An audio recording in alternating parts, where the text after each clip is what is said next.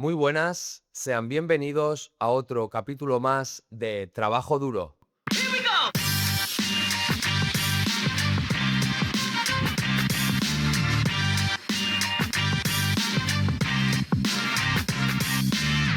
Hoy tenemos con nosotros a Miguel Torres de Space Support. Aquí en esta zona, en Marina Baixa o en Benidorm, lo conoce todo el mundo. Siempre nos está ayudando con los eventos de Jovenpa, siempre está al pie del cañón y queríamos traerlo e invitarlo a que nos contase tanta experiencia y tanto bagaje que lleva en su mochila. Bienvenido, Miguel, ¿qué tal? Hola, ¿qué tal? Gracias por traerme. Bueno, pues ya que estoy aquí, os cuento alguna cosita ¿Quién es mía. Miguel? Cuéntalo desde el principio. Bueno, Miguel es tu amigo, para empezar, Totalmente. y también amigo tuyo. Ya nos conocemos hace tiempo. Y bueno, casi me define mejor la gente, casi mejor que yo mismo. Eso le pasa. Hablar de uno mismo es muy complicado, pero bueno, eh, soy un profesional del mundo de la producción técnica, de la producción de eventos. Llevo toda una vida dedicándome al sonido profesional. Em, a lo largo de esta vida tengo tres fases muy marcadas. Una fase en los años 80, tras finalizar la mili. Bueno, yo en el año 81, solamente como curiosidad, finalicé la mili, me pilló el golpe de estado haciendo la mili, estuvimos acuartelados, me casé en el año 81, tuve un hijo en el año 81 y empezó mi empresa en el año 81. Entonces, desde el año 81 hasta ahora, pues no hace falta que os diga la cantidad de años que ya hace, bueno, son 45, de vida profesional, y como entenderéis, también estoy en fase de prejubilación, cosa que no voy a hacer de momento mientras el cuerpo aguante. Em, la vida es muy difícil, Nos es comenta que lleva las botas complicada. puestas de motero, ¿eh? O Sí, sea, llevo ahora mismo las botas puestas de motero porque cuando acabe esta charla con vosotros, pues cojo la moto y voy a localizar a los amigos, a ver dónde van, por dónde están, para intentar pillarles. Entonces, en los años 80, bueno, pues nace mi empresa de sonorización. Una empresa de sonorización de unos chavales, la hacemos entre mi hermano Javi y yo, y también mi mujer, Carmen. Por cierto, la misma mujer que actualmente me acompaña. joder. Ya sabéis que hay dos tipos de matrimonios, los que salen bien y los que son para toda la vida. El mío es de los que son de toda la vida. Qué buena. Un saludo para ti, Carmen, aquí que 45 joder, años ya casados y 48 juntos, 3 más siempre, el IVA, 45 más el IVA. Bien, entonces en los años 80 iniciamos de una forma amateur. Ya lo había iniciado un poquito antes, en el año 79, 80, de manera amateur, antes de entrar en la mili, ya había iniciado pues unos, digamos que habíamos empezado a trabajar con bandas, con pequeños grupitos, con un pequeño equipo que teníamos, porque era lo que nos llamaba, lo que me tiraba, lo que me gustaba. Y ya después de finalizar la mili empezamos a hacerlo esto de manera un poquito ya más serio, pero al principio éramos completamente amateurs. Y empezamos a trabajar con bandas de las que entonces es se suponía que era la movida alicantina. Los años 80 estamos en la movida madrileña tan famosa, también la catalana, la de Barcelona, también la valenciana, y también hubo la alicantina. Entonces, en esos años precisamente, pues prácticamente trabajamos los inicios con todas esas bandas emergentes de aquel momento que eran, bueno, muchas de ellas aún siguen después de más de 40 años. O sea, bueno, y te hablo de bandas como Muy Frágil, aún se juntan para tocar, Ángel de Noche, Morticia y los Decrépitos, una banda que ahora después os contaré una anécdota, bueno, una anécdota no, una cosa que sucedió en Alicante muy interesante con ellos, pero algunos de sus componentes, aun cuando pueden, siguen tocando. Enigma del Deseo, China, una banda que sacó un tema muy conocido en la época que se llamaba Corazón del Rock and Roll. Acero, un grupo de heavy metal, con el gran Alfonso al frente. Garrote Bill, una banda que el cantante iba en una silla de ruedas por sus condiciones físicas, pero con dos cojones ahí en el escenario, moviéndose con la silla como si fuese un coche de Fórmula 1, ¿sabes? No como otros que no quiero mencionar ni me quiero acordar de ellos. La Oscura Posibilidad, una banda de Elche muy potente. Muzat, una banda que hizo música disco. Creo que uno de los componentes era Carmelo, que sigue también cuando puede tocando. Los Joes, una banda de Benidorm compuesta por mi amigo Luismi, por un primo de él, Poti, bueno, y dos más, Manolito, que falleció desgraciadamente, y otro más que ahora mismo no recuerdo. Son muchos años. Imágenes Prohibidas, Unidad Psiquiátrica, 33 días después, o la Brigada Lincoln. Todos eran grupos de Alicante de esa primera época que además los tengo presentes con muchísima nostalgia. Pero también eso estamos hablando del año 83, más o menos. Y en ese mismo año, en el 83, eh, tuvimos la ocasión, prácticamente siendo amateurs total, tuvimos la ocasión de que nos invitaran a participar en un programa de televisión española que era la Edad de Oro. No sé si os suena de algo. Bueno, la Edad de Oro, seguramente todos aquellos que estéis viendo este vídeo, que tengáis pues al menos 50 añitos, os acordaréis de la Edad de Oro. Mucho antes de La Bola de Cristal eran los programas musicales de entonces, y ese estaba dirigido por Paloma Chamorro. Bueno, pues Paloma Chamorro de vez en cuando desplazaba su programa a provincias y documentaba los grupos de esa provincia. Entonces participé en ese evento de televisión española y se grabó en un pequeño local que se llamaba el Forat de la Quica, en el barrio de Alicante. Un localito chirriquitín y digamos que el local era lo que era un pub, pero tenía un altillo, un altillo en una primera planta, un altillo, y ahí estaba la banda. La banda era Morticia y los Decrépitos, un grupo de punk, estamos hablando de años 80, un grupo de punk brutal. Morticia era la cantante.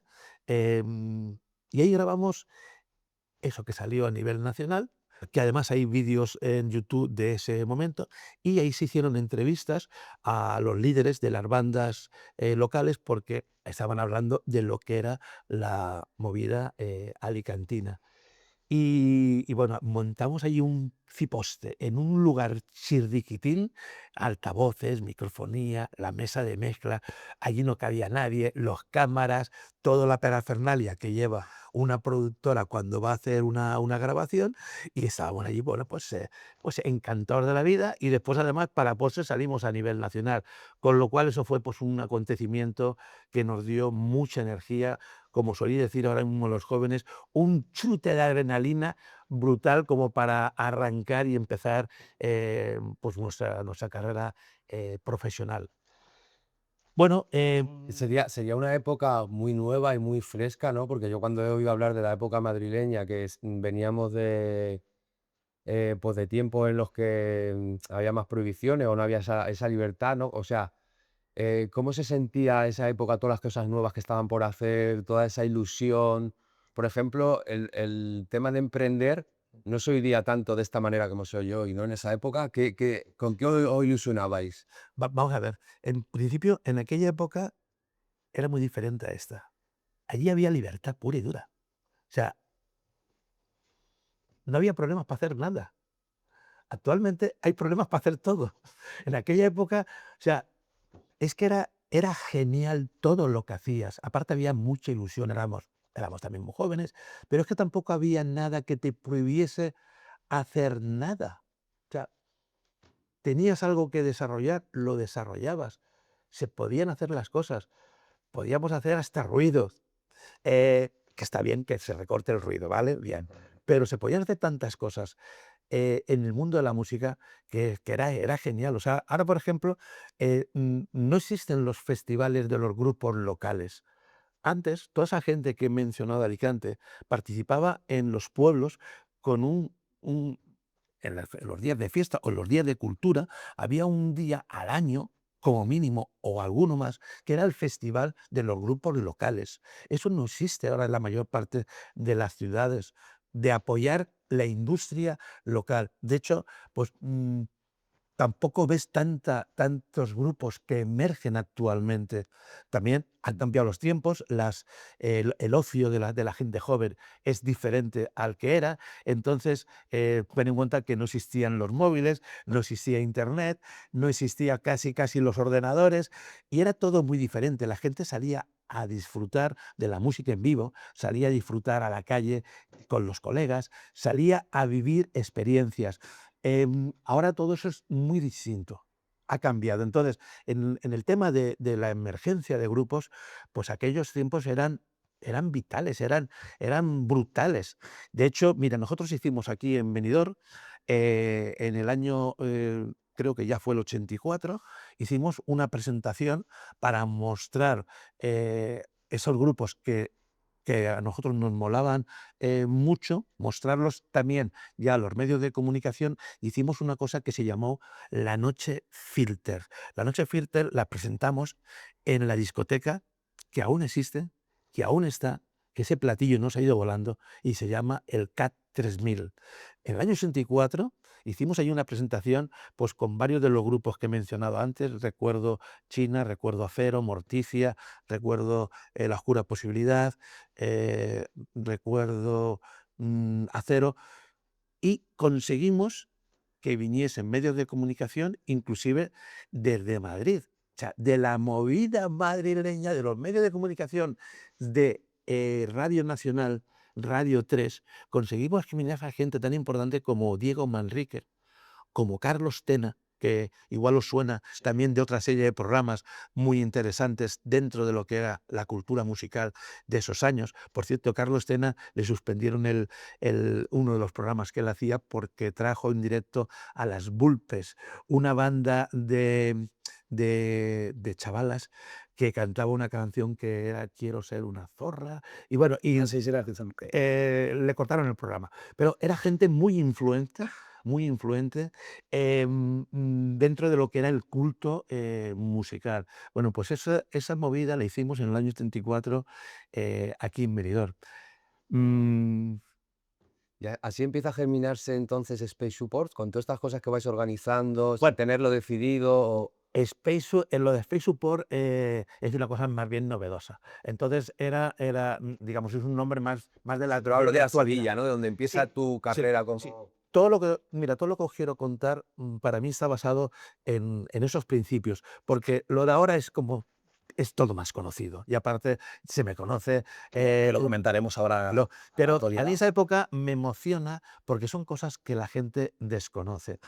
Como por ejemplo, sí, efectivamente lo que tú dices tiene razón, el germen de lo que actualmente somos viene de los cimientos, de cuando se nace.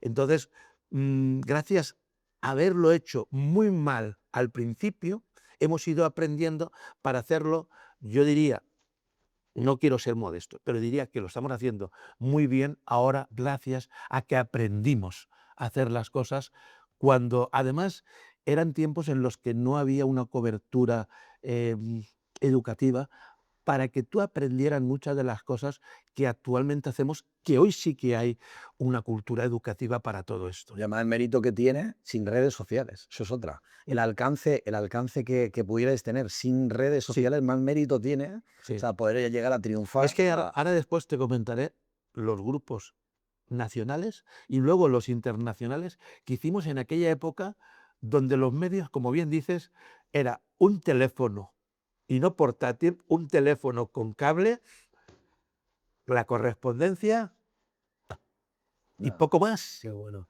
Entonces, trabajar con grupos de Madrid o de Barcelona o de Valencia o internacionales sin las herramientas que hoy tenemos, y desde un pueblo, o sea, Benidorm es la capital del turismo, pero Benidorm es un pueblo de provincias. Hablamos de los años 80. Y en un pueblo turístico, una empresa de producción técnica empieza a trabajar con grupos que luego os comento a nivel nacional y a nivel internacional, dices, ¿y esto? Bueno, pues todo eso es el bagaje que uno va haciendo a lo largo de toda una trayectoria y vas superando etapas. Si no superas etapas, te quedas ahí. Si vas superando etapas, pues vas creciendo y vas a trabajar con gente de más nivel. En el año 84 montamos entre unos amigos y yo, uno de ellos es Luismi, que ya he comentado antes de Grupo Joes, y otro de ellos fue Pau Rosique, el del Paz Camel. Montamos una cosa que llamamos la Peña Vergüenza Ajena. Vale, la Peña Vergüenza Ajena nace en las fiestas de Benidorm del año 84 y queríamos pues hacer algo diferente a lo habitual de aquella época. Entonces, ¿qué hacemos? Nos montamos una peña muy cerquita de donde estaba el Camel. El Camel, sabéis que está en una de las esquinitas, que está en la zona de todo el tema de los vascos. Muy cerquita de donde está la Cava Aragonesa, donde está Urrera y donde está todos estos locales de la calle de las Tapas. Muy bien. Justamente, los bajos de la Cava Aragonesa, ¿eh? Esos bajos era la Peña Vergüenza Ajena. Fíjate. Fíjate que la semana que viene vamos a comer allí con nuestro amigo Javier del Castillo a la Cava Aragonesa. Bien, pues ahí montamos la peña solamente para fiestas. Ese local era un local puramente de obra, no había nada. Ahí bajamos los trastos, nos pusimos de acuerdo los tres que contamos el tema y bueno, y ahí trajimos durante los 5 o 6 días de fiestas, cada día dos bandas y aquello se convirtió en una sala de conciertos y era nuestra peña, la Peña Vergüenza Ajena, diferente al resto de peñas. Y por allí pasaron gente, Bloudel, La Oscura Posibilidad, Eider, aspirantes a la horca. Aspirantes a la horca han cumplido ya 40 años, aniversario 40 años, siguen tocando. Fíjate Son lo de la vila, complicado. siguen tocando. Morticia y los Decrépitos, Estado de Coma, que eran de Denia, Ángel de Noche, que eran también cerquita de Denia, Café Greco, de Alicante, otro grupo post-punk, y Garaje. Garaje es el grupo de Carlos Goñi, que sigue tocando Me suena, Garaje. y sigue llenando salas. Ahora después os comentaré alguna cosa de esto porque me parece también bastante interesante. Entonces, bueno, en aquel momento hicimos esta peña que, bueno, fue un orgullo de amistad, Qué bueno, se veía la de la energía que rebeldía. teníais, sí. Sí, es algo que recuerdo con mucho, mucho entusiasmo. Que la siguen teniendo la energía, ya no Sí, para. pero aquella peña no finalizó ahí. No lo pudimos hacer en fiestas posteriores porque ya teníamos muchas más cosas que hacer, pero hicimos un evento más con el nombre de Vergüenza Ajena. Fuimos los promotores, los productores de traer por primera vez a Benidorm a Loquillo y los Trogloditas. Vaya. En el año 84 tocaron en el Cine Benidorm, fueron los teloneros La Oscura Posibilidad, que son de Elche, y tocamos ese evento, lo realizamos en el Cine Benidorm. El Cine Benidorm es lo que actualmente, donde actualmente está el Ayuntamiento de Benidorm. Y el Cine Benidorm estaría a la altura de lo que es actualmente el Salón de Actos. Fíjate. O sea, entonces, eso que no existía, estamos hablando del año 84, ¿eh? La Higuera no existía el parque de la Higuera, existía justamente una desembocadura de que cuando llovía eso se ponía, bueno, porque eso es un cauce que finalizaba en la playa. Bien, pues en el Cine Benidorm, debajo o pegado al lado del Salón de Actos del Ayuntamiento de Benidorm, ahí trajimos por primera vez a Loquillo y los Trogloditas, año 84. Loquillo venía de Barcelona, pero Loquillo ya hacía sus pinitos en Madrid porque forma parte de ambas movidas. Bien, año 84, muy bonito. No perdimos dinero, éramos los que nos jugábamos eso, la producción, y conseguimos no perder dinero en aquella época. Algo ganasteis o os quedasteis igual. No ganamos nada porque cuando pensábamos que habíamos ganado 500, a ver, espérate, es que ahora hay que pensar en euros y en Es el pesetas. año 84. Vale, cuando pensamos que habíamos ganado ¿500.000 pesetas? No, 500.000, ¿no? ¿Qué dices? Sí. Espérate, espérate. Cuando pensábamos que habíamos ganado sobre unas 100.000 pesetas de entonces, que fíjate lo que es ahora mismo en euros, son 600 euros, cuando pensábamos que habíamos ganado Sí, 600, 100.000 pesetas, o sea, Sí, 600, tío, 600 euros. me cuesta Cien- traducirlo. Bueno, nos viene el de las GAE nos viene el de O las GAE y dice, a ver, a ver, niñitos, sea, por a aquel ver, entonces las la SGAE entradas. ya apretaba. Que se apretaba, nos suspendía el concierto si no pagábamos Guau. el 10% del taquillaje. Y ese 10% era el que nos quedaba de beneficio para repartir entre tres después de trabajar 2 meses en la promoción de ese evento. No, se lo llevo a la cara. Se lo llevó la GAE. Vale, son unos derechos. No pudimos oponernos porque, aunque éramos muy rebeldes, mm, nos hubieran cortado el evento. Claro. Tenían licencia para eso y para más.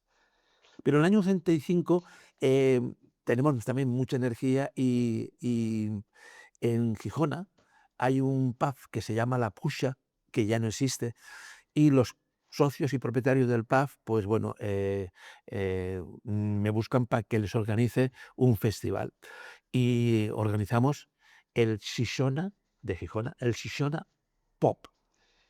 En ese festival era un festival ya potente, muy potente, porque el cartel estaba liderado por Radio Futura, muy potente en aquel año, en el año 85, muy potente en toda la década de los 80, inclusive 90, y bueno, y están todas las hemerotecas de todas las bandas musicales Radio Futura. Bueno, Radio Futura, PVP, una banda también de rock potente, Objetivo Birmania, que no sé si recordaréis algunas canciones de ellas, Los amigos de mis amigas son mis amigos, para ella. Bueno, y después dos grupos de la zona, que siempre contaba con ellos, como era La Oscura Posibilidad y también Garroteville. Bueno, pues este festival, que salió bastante bien, se hizo en el campo de fútbol de Gijona. Gijona es la capital del turrón.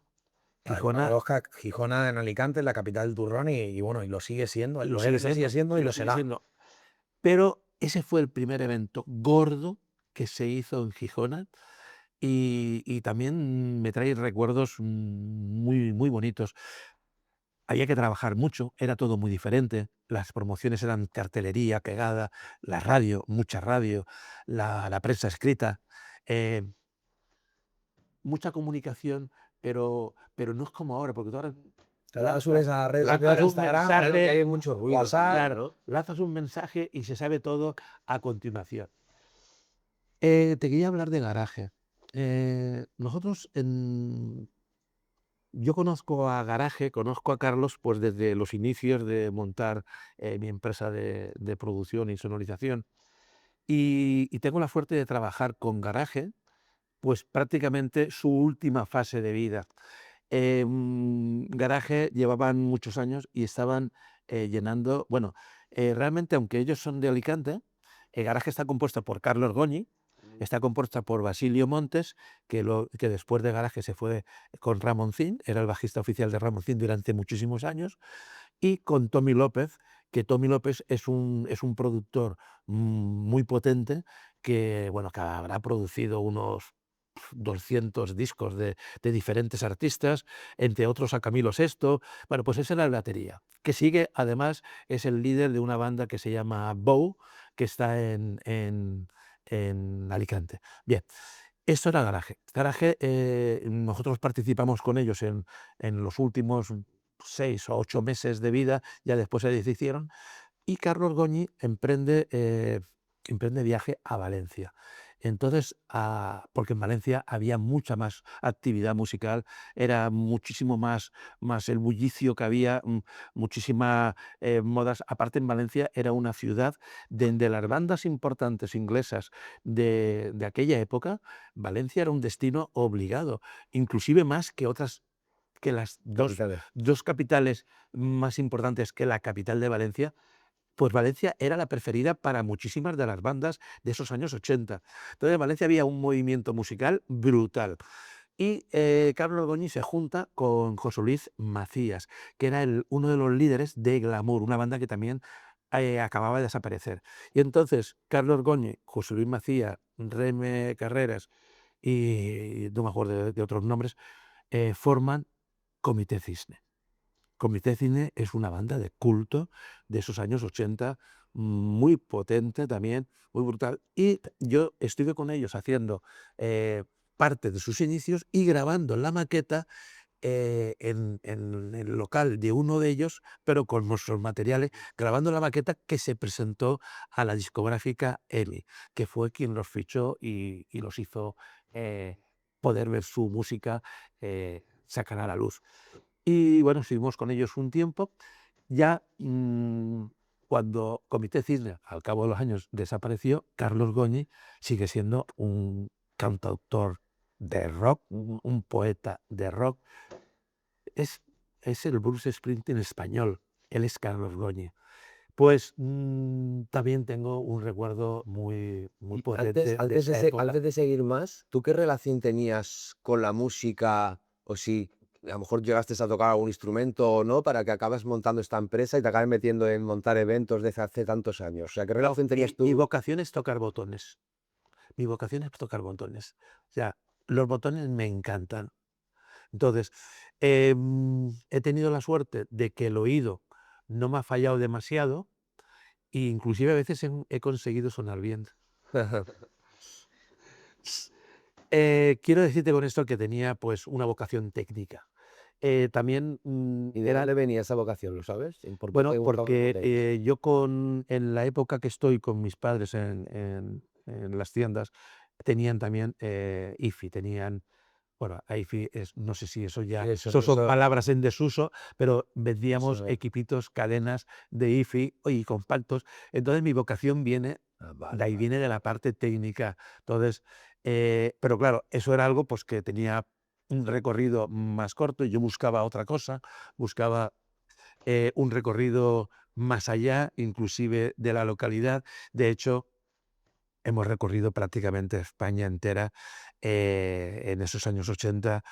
Mm, Conozco muchísimos pueblos, muchísimas ciudades y muchísimas carreteras que ya no existen, Las afortunadamente. has recorrido, O Miguel. sea, Y todo su equipo. mira, nosotros durante todos esos años 80 hemos trabajado con muchísimas bandas nacionales, desde el 83 hasta el 88, que fue cuando dejé esa primera fase de mi vida profesional. Pues hemos trabajado con Garaje, con Comité Cine, que ya lo he mencionado, pero hemos trabajado con Polaski y Alardor, que os sonará porque hizo una canción muy reivindicativa que es ¿qué harías tú en un ataque preventivo de la URSS? Años 80. Fíjate tú, En un ataque eso está de actualidad. ¿Verdad? Está de actualidad. Sí, ¿Qué sí, sí, harías tú aún en un sí. ataque preventivo de la URSS? ¿Qué hacen los ucranianos? Fíjate, ¿eh? Gente como Gabinete Galigari, La Dama se esconde, Los Ilegales, que recientemente murió Jorge, el cantante, Los Enemigos, 091, que además están contratados para este año, vendrán a venidor a Liberia Festival, Muy bien. un montón de años. Los Pistones, una canción muy famosa de ellas es El Pistolero. Los Toreros Muertos de Pablo Carbonell. Con Los Toreros Muertos estuve trabajando durante también una gira y bueno, Pablo siempre ha sido un cachondo mental, Se hace de todo, además. un cachondo mental. Bandas de rock duro como Sangre Azul, bandas como Semen Up, Me encantan los nombres. Seven Up. Me Barley, encantan los nombres. Burning. Es que eran unos ¿Qué tiempos, lo hace que una chica como tú en un lugar como ese? unos tiempos muy Sí, revolucionarios, muy mucho. de romper, ¿no? Cinema, Presuntos Implicados. Presuntos implicados. Era una maravilla, era una banda que sonaba impresionante. Mermelada, Tantango, Mickey y los Tonys, Electric Circus, una banda que yo era el manager de la banda. Gavotti, de Valencia, que murió recientemente también el cantante, la banda, una banda, mm, una banda de Madrid, eh, Polvos de Talco, Buster de Valencia, la Betty True de Valencia, el que también tuvo bastantes éxitos, Manía, Rey Luis, eh, Los Inhumanos, que bueno, siguen estando ahí, Farmacia de Guardia, un grupo de Gurgui. Se me vino una pregunta. Tú, desde tu opinión personal, ¿cuál crees que ha sido la diferencia para que algunos grupos de estos casi que sigan sonando hoy o hayan tenido una carrera mucho más larga a los que Actualmente, nadie los conoce y se quedaron en esa época? ¿Cuál es la diferencia? El saber subsistir. O sea, la diferencia está, primero, en que hagan música que llegue a la gente, que la gente la acepte. En aquella época era muy importante tener detrás un respaldo de una compañía discográfica que realmente apostase por ti y luego una empresa, una compañía de management que supiese gestionar bien tus eventos. Es decir, si tú salías a la calle y tenías poder de convocatoria, vendías discos. Si vendías discos, tenías poder de convocatoria. Era todo unido. Entonces, grupos como Gabinete, pues Gabinete Galigari sacaba éxitos. Inhumanos, dentro de su brutal fiesta eh, querolífica que hacían ellos, eran éxitos. De hecho, son canciones que hoy se siguen cantando y bailando. Los Toreros Muertos, eh, con la canción esta de la cerveza, que no me acuerdo cómo se llama, el título ahora mismo. Bueno, pues se sigue escuchando. Los ilegales, que se sigue escuchando su música en los pubs. Bueno, y sigo con esto porque Los Rebeldes, llego a Los Rebeldes. Con Los Rebeldes estuve girando tres años. Ahora os comento algo de Los Rebeldes. Brighton 64, que siguen estando en activo. Brighton 64 son los hermanos Hill. Los hermanos Hill son los hermanos de la actriz Adriana Hill. Los Brighton 64 están tocando aún en directo. La Mode, un grupo de culto madrileño. Tupés Oscuros, los Ronaldos, Pasote de banda. Ahí está Coque Maya. Y cuántas veces la gente ha cantado sus canciones. Seguridad Social, siguen estando. La Frontera, pedazo de banda, sigue estando ahí. ¿y qué Javier Arneo. diferencias tú de todos estos grupos que la continuidad de ellos y la no continuidad de ellos? Porque la gran mayor parte, Te explico 3 o 4 más que quiero que no se me vayan cuéntanos. el tinte. Los Nikis, El Imperio contraataca, de los Nikis. Sigue siendo una canción de actualidad. Glutamato y Yeye, brutales. Gatos Locos. Bueno, la diferencia de todo esto, ¿dónde está? La diferencia está en que había gente que efectivamente hacía música que llegaba muy bien, conectaba con la gente de esa época y eran hits. Entonces, eh, había grupos que tocaban música que la hacían muy bien, pero no tenían la suerte de hacer el hit. Y otros tenían la suerte, aun tocando no muy bien, hacían hits. Mira, yo nunca trabajé con ellos. Me refiero ahora mismo a, a ver si me acuerdo del nombre, porque lo tenía ahora, lo tenía para decirlo, pero se me acaba de. Hombres G. Hombres G. Muy bien. Vamos a ver. Míticos, míticos. Hombres G. Hombres G tocaban bien al principio, tocaban como el culo. Pero todo lo que hacían eran hits. Era Marta tiene un marcapasos. Es un poco esa mirada visionaria, ¿no? Que se Eran, empiecen a eran acertar. todos hits, eran todos hits. Entonces, de hecho, fíjate tú, cuando ellos salieron, tenían mucha fama y arrasaban a mucha gente. Nos parecieron unos blandengues. Unos blandengues. Han llenado estadios. En México han llenado estadios de 40.000 personas. Mira, Aquí en España ha llegado a verlos en un mismo concierto 3 generaciones juntas. Ha ido la niña joven en los 80, que hoy es la abuela, que tiene su hija, que tiene su nieta. Eso es muy bueno, Han muy ido fuerte, 3 es muy generaciones fuerte. a Poder ver a conseguir bandas, eso. claro, como Hombres G y otras tantas. O sea, eso no tiene nombre. Y al principio tocaban como el culo. Tocaban mal. Sí, Pero Tuvieron Han constancia, ¿no? aprendido, saben tocar, saben hacer hits, eran espontáneos, eran cristalinos y llegan a la gente. Y cuando llegas a la gente, pues el tiempo no pasa. De hecho, aunque haya mucha música actual, la música indie y los grupos, bueno, hay muchísimas cosas buenísimas, pero lo que sí que está claro es que cuando las canciones no se hacen vieja después de 40 o 40 y pico de años, y muchas anteriores de artistas que yo no he trabajado porque tampoco estaba, pero que los 70 españoles hay muchas canciones y los 60 que siguen estando de moda. Háblese de Fórmula Quinta, háblese de Los Bravos. Pero para mí una de las mejores canciones de toda la historia es una canción de Los Bravos y no es justamente la de Black is Black, es la de Been a Little Lovin', que eso es una canción brutal hecha en los años finales de los 60.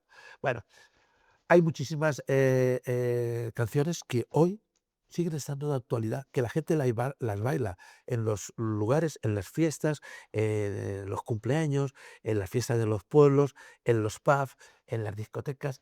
¿Verdad? Sí, sí, desde luego, hemos Mira, mencionado. tuve la suerte de moverme por muchísimos sitios. En muchas salas fundamentalmente de Valencia, de Barcelona, de Madrid, de Alicante, Murcia, Albacete. Pero he estado en salas, bueno, en el Jet Set de Benidorm fue una sala donde además hicimos una programación de bandas durante entre 2 y 3 años, que ahora os contaré. Sí, Jet Set está muy cerquita de estas instalaciones. Está en la paralela a esta calle, que no, perdona, está en la avenida Mediterráneo, casi al final, casi rozando el Rincón de Lois, era un subterráneo, lo que antes eran garajes. Antes los garajes, los subterráneos, eran locales donde se podía hacer de todo. Ahora son garajes casi todos. Ahí estaba el Jet Set.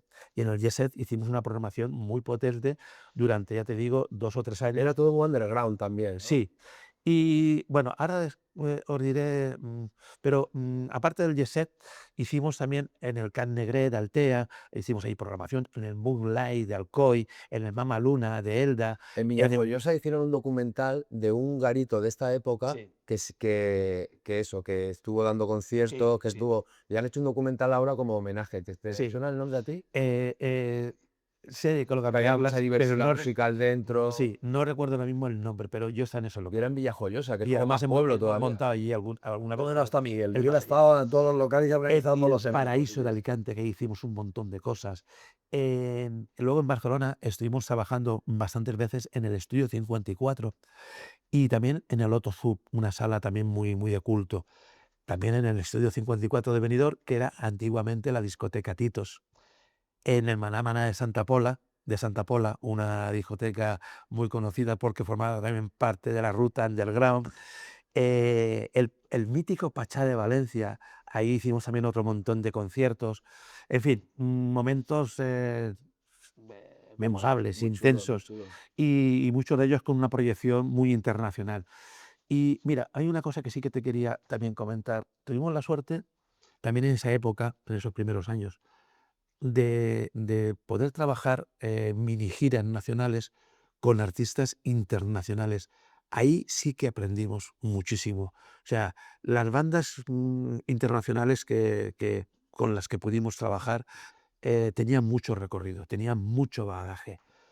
Eh, Eran bandas de otro nivel, eran músicos que estaban en otro estatus.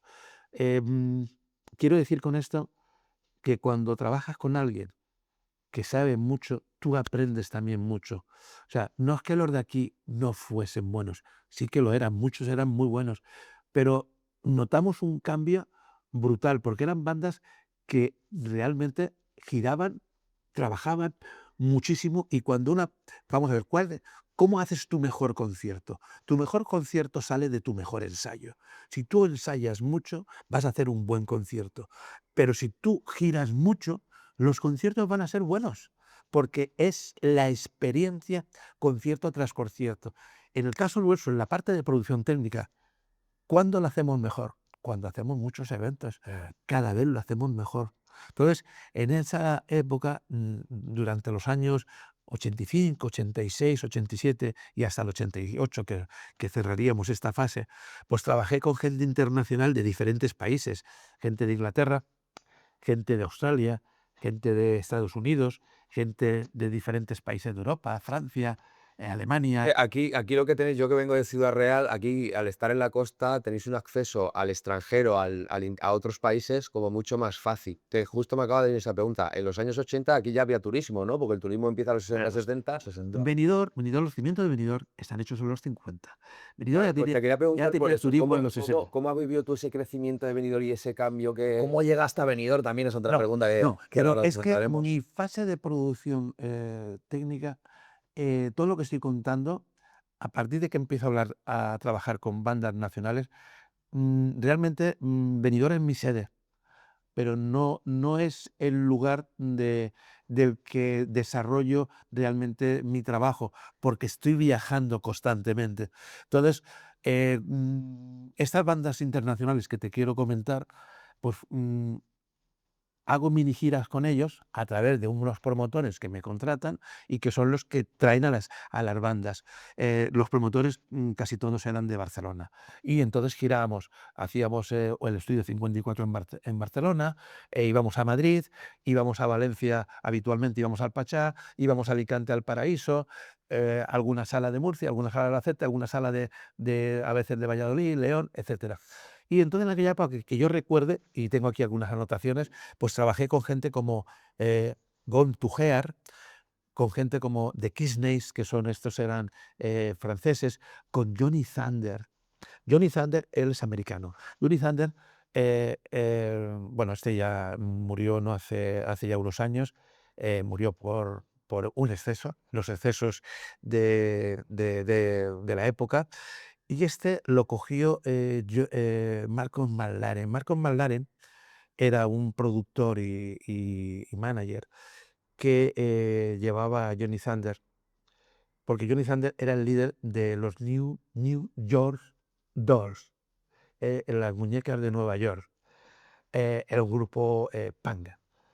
Pero Johnny Thunder estaba tan colgado que no pudo hacer carrera de él y Malcolm McLaren fue el que llevó arriba a los Sex Pistols. Él fue Los Sex Pistols, fíjate. el que produjo, el que introdujo a los Sex Pistols bueno, en una época, el PAN, acordaros, Sex Pistols es anarquía en Reino Unido y Dios salve a la reina, o sea, en fin, cosas míticas. Pues Johnny Thunder, Malcolm McLaren lo tuvo que dejar por imposible. Bueno, gente como The Neo, Judeman, gente como The Bolshoi, una banda inglesa brutal, una banda muy parecida en los inicios a gente como U2. O sea, aparte, bandas de culto, venían a Valencia, venían a Valencia y aparte arrasaban. Curtis Mayfield, un artista americano negro de blues, magnífico. Anne Clark, creo que Anne Clark venía no sé si de Bélgica o de Holanda, pero bueno, venía de Países Bajos. The Replacement, americanos, los New Modern Army, a Split Second, Hodu Gurus, estos venían de Australia, bueno, una banda de rock potentísima. Los Field of the Nephilim, estos no sé si eran ingleses, pero tenían un aspecto, o sea, una imagen encima del escenario brutal.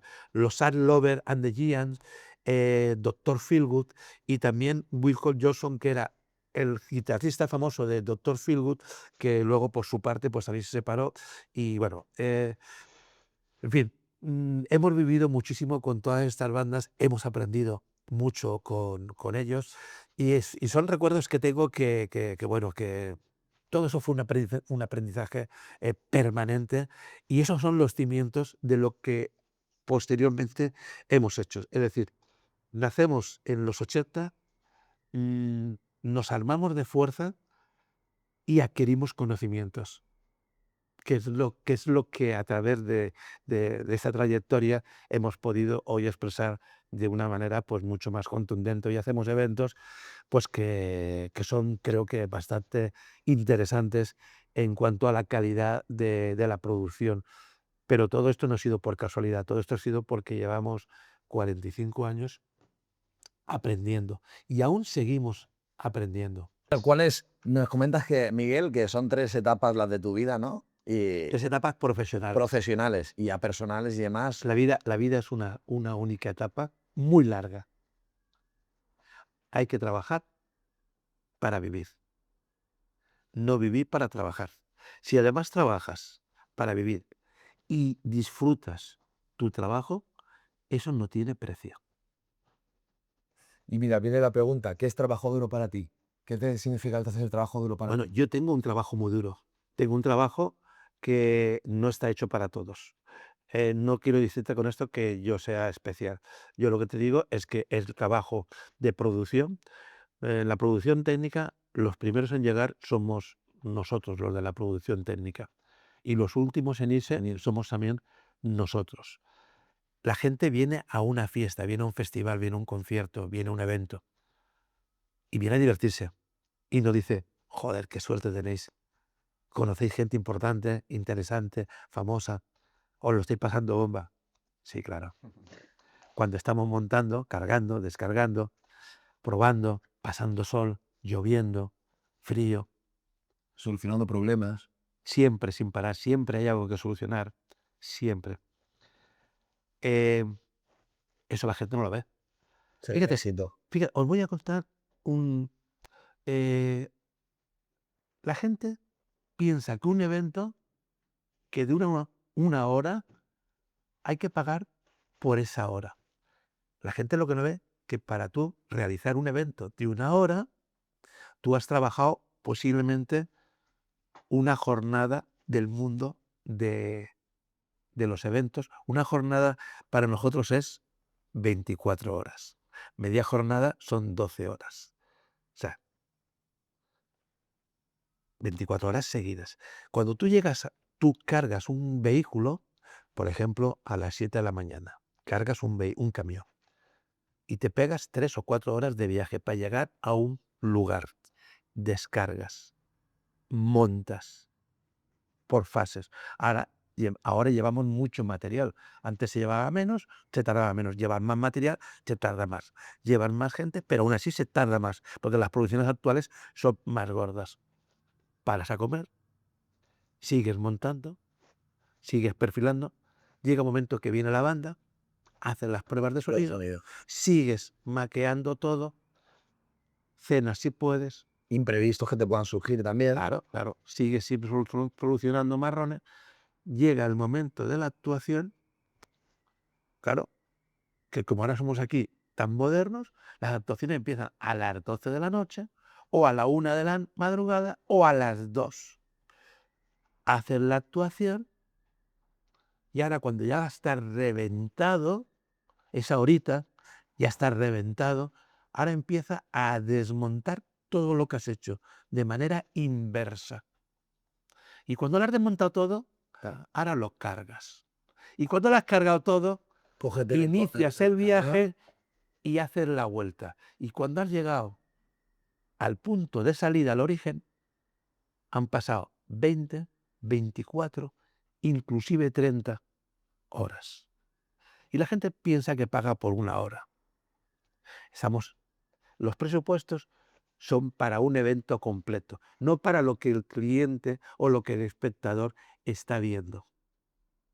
Buena reflexión, ¿eh? Porque realmente siempre pensamos, ¿no? Que es Pero- 1 hora y media de evento y Eso es trabajo duro. eso es trabajo duro de verdad. O sea que Eso es trabajo muy duro. no está hecho toda la gente de esa pasta en estos No, momentos. ¿Cómo ve la actualidad respecto? pues yo veo que en nuestro sector cada día hay menos gente, porque la gente quiere estar detrás de una mesa de iluminación o de una mesa de mezcla, pero sentado, como estamos aquí ahora mismo, manejándolo todo desde ahí, hacer el horario, ticar y largarse. Eso de sol a sol, montando 1 o 2 camiones de material, eso no está hecho para todo el mundo. No está hecho para todo el mundo. Y tengo la sensación de que como actualmente hay un gran porcentaje de jóvenes que sí que están estudiando por los medios técnicos, están estudiando imagen, sonido, iluminación. Pero lo que no quieren es trabajar en la producción. Quieren ir solamente como técnicos, que no me parece mal. Si lo pueden hacer, es perfecto. Claro, yo soy empresario, entonces yo me tengo que comer todo lo que he podido crear y tengo que estar al pie del cañón. Pero la gente lo que quiere es ser un freelance, ir a hacer su evento y acaba todo. Entonces, si solamente queremos eso, llegará un momento que los eventos lo van a montar los robots. No lo sé. También pasa en otros sectores, o sea, no hay gente para todos los sectores. Creo que actualmente hay muchos sectores que tienen una carencia de personal brutal y creo que en el sector de la producción de eventos empiezan a haber problemas de gente. Y en no muchos años, pues bueno, no sé no puedo pronosticar lo que va a Hay pasar. un cambio en todo. Yo creo que ahí está habiendo una revolución, un terremoto en todo, que nadie sabe lo que va a pasar, pero que parece que da un poquito de miedito, ¿no? En algunos sectores con falta de trabajadores y con falta de mano de obra y todo el mundo queriendo vivir a la Barzola. De momento la IA no va a montar los altavoces, No, ni a montar el no. escenario, Y ni... además, como lo que nosotros hacemos son servicios, nosotros somos una empresa de servicios.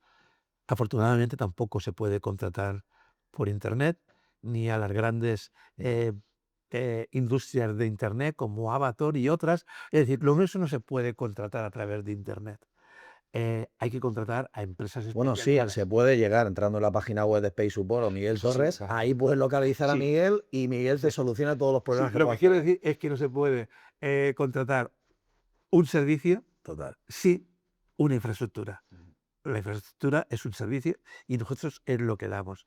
Y bueno, yo puedo garantizar, y lo digo alto y claro, que durante el tiempo que yo esté bien, que mi compañero de fáticas, que es David Fit, Un saludo para David, un para David, grande.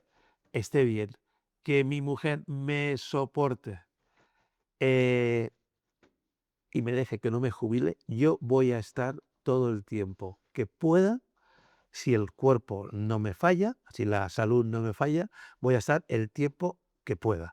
Pero claro, yo estoy a punto de cumplir 66 años y en cualquier momento te puede fallar cualquier cosa. Pero garantizo que mientras mis condiciones físicas y mentales Que las tiene, y yo funcionen, creo que vamos muchos voy años a más. seguir. Aún me quedan cosas grandes por hacer.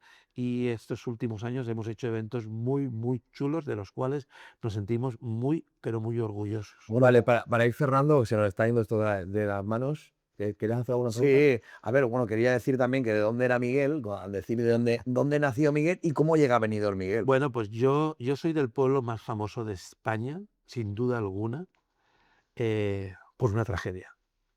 Yo soy nacido en Paiporta, Valencia, en el año 1960, 10 de julio de 1960, y vengo a Benidorm a los 2 años, con lo cual realmente de nacimiento de Paiporta, pero realmente soy de Benidorm, de toda mi Yo vida. no sabía ni que eras de fuera porque lo poco que llevo yo aquí te palpaba Soy que eras auténtico de la zona, ¿no? sí, soy de Benidorm. Actualmente vivo en Finestrat. eh, Tengo la empresa en el polígono de Finestrat y un objetivo mío era salir del centro de Benidorm para estar más tranquilo y para tener esa condición de mejor vida. Vivo en una urbanización, soy el más antiguo, el vecino más antiguo de Terra Marina, vivo allí y soy muy feliz. Tengo la empresa a 5 minutos de mi casa o mi casa a 5 minutos de la empresa, con lo cual eso también es buscar la calidad de vida. Exacto. Fíjate que Miguel ahora concretamente lo que comentábamos antes, tiene las botas puestas y una vez finalice se va con los amigos a incorporarse a la ruta motera. Si los O pillas. sea, es un auténtico aventurero y bueno, ¿quieres preguntar? Para cerrar, muy breve, ¿vale? ¿Cómo se aguanta una empresa tantos años? ¿Qué se pueden llevar los espectadores que lo vean para aguantar con una empresa y además posicionándote también en la zona? Porque estás en todos los eventos. Yo desde que llevo aquí te voy viendo cada vez en más sitios. Joven, para encuentros empresariales. Bueno, pues porque los clientes con los que hemos ido trabajando han creído en nosotros y nos han dado la posibilidad de seguir trabajando. Nosotros hemos intentado siempre hacer el mejor trabajo posible que éramos capaz de realizar y siempre hemos ido innovando e invirtiendo en más y mejores materiales. Entonces, tenemos la suerte de trabajar con empresas que no trabajamos 1 o 2 años y cambiamos, sino que trabajamos muchos años. Em, por ejemplo, hacemos los eventos deportivos de la Marina Baixa Cup. Creo que vamos por la 10ª o 11ª edición. Hemos hecho, pues, el festival de Torrevieja, el Rock Against Cancer, menos la primera edición que no nos conocían, hemos hecho todas las ediciones, no sé si son 11 o 12 también. Eh, que además, como era así un festival que siempre he ido a más, yo cada año pensaba, bueno, este es el último porque esto se nos va de las manos. Van a necesitar una empresa con más potencial que el que nosotros podíamos ofrecer. Era acabar el evento y ya me daban las fechas del año siguiente. Em, con casi todos los clientes que estamos trabajando actualmente, llevamos trabajando muchos años. Y además que generas un vínculo, generas amistad. Nosotros empezamos a colaborar. Conocí a Miguel a raíz de Jovenpa, nos Sí. conocimos en una reunión con el Club de Opinión. ¿Qué quiere decir? Miguel colabora con todas las asociaciones empresariales, tanto Club de Opinión es miembro activo de la Junta Directiva durante muchos años. Con Jovenpa, al igual, colabora, realiza todos los eventos que pueda organizar para la asociación y es miembro activo, al igual, de encuentros empresariales. Cuéntanos sobre el Club de Opinión, cuéntanos sobre encuentros empresariales, cuéntanos tu etapa Bueno, ahí. lo del club de opinión viene desde los inicios. No soy socio fundador, pero prácticamente estoy desde la primera jornada. Creo que soy el socio número, mm, no sé si 16 o 17, pero bueno, eh, estoy en el club desde la primera conferencia, al principio como socio, y prácticamente dentro de 2 años haremos el 20 aniversario, porque el club de opinión nace en el año 2008 y soy socio desde el principio.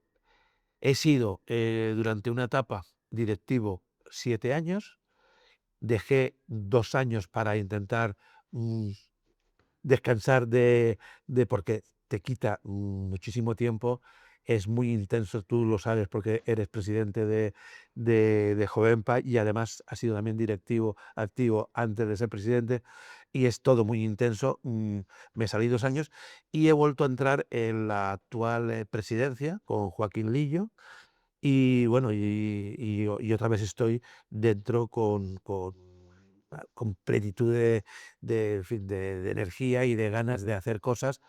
Y además tenemos este año un equipo directivo muy potente porque hay varios expresidentes, hay varios em, directivos con mucha experiencia de muchos años y bueno, y yo creo que se está notando que estamos aportando muchísimo bagaje. Con el tema de encuentros empresariales, formo parte de la plataforma, o Encuentros Empresariales es una plataforma de empresarios, somos amigos, que cada uno se dedica a una cosa diferente, que nos juntamos una vez al mes para hacer una comida de hermandad, que por cierto ya tenemos problemas para encontrar a veces sitios donde podamos caber, porque nos juntamos al orden Parece de una boda. 80 Parece una a 100 boda. empresarios cada vez que tenemos la comida, el encuentro. El encuentro siempre es el último jueves de cada mes y Encuentros Empresariales nace a través de una crisis, en la crisis de la construcción del año 2007. Hay 3 personas claves en aquel año y se juntan 4 o 5 o 6 amigos con problemas económicos, no sabían ni cómo pagar las nóminas y se juntan alrededor de una mesa donde deciden apartar los móviles y durante esa comida olvidarse de los problemas. Mm. Los problemas mañana ya los atenderemos. Y ahí se juntan eh, Antonio Alcaraz, Un saludo para Antonio. Antonio Alcaraz, saludos, Pepe Labios, Pepe Lario. personaje importante gran amigo, y Salvador Sanchís, el de Salsanta. Pepe Labios es el de Altea Auto, que llevaba entonces la Peugeot de Altea. Más otros amigos se juntan en Casa Enrique, que por cierto, el mes próximo de abril, la comida de encuentro empresarial la tenemos. No sabemos este vídeo cuándo va a salir, a lo mejor sale en En varios da futuros. igual. Muchas gracias, Miguel, porque la verdad que era para estar contigo aquí 5 horas para hacer un podcast de esto de profundidad, porque eres pura historia, pura experiencia y puro bagaje. Es que nos ha faltado la segunda fase y Pero la tercera fase. Volverá. Pero eso lo dejamos Volverá para otro seguro. capítulo. Palabra. Gracias, Miguel. Muchas gracias al Spike Coworking también por dejarnos este lugar para poder hacer estos episodios. Y ya sabéis, suscribiros, comentar. Cuanto más nos ayudéis a empujar este proyecto, más vamos a llegar a más gente y mucha más gente va a poder venir aquí. Así que gracias a todos también por estar ahí. Gracias, Miguel. Y no olvidéis, trabajo duro.